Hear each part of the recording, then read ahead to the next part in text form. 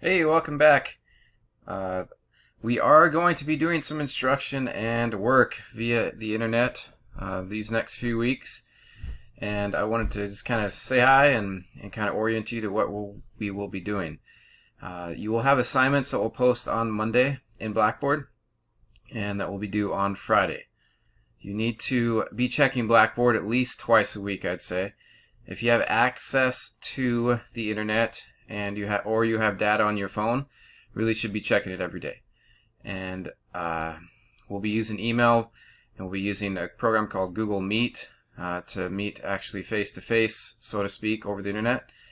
But everything will be linked or posted from Blackboard. So Blackboard's your home where you need to be. It's your classroom. I will give you some more instruction about specifically what we will be doing and when we will be meeting as far as the face-to-face video conferencing. But just wanted to give you a heads up on what our overall structure will look like. And have a wonderful day.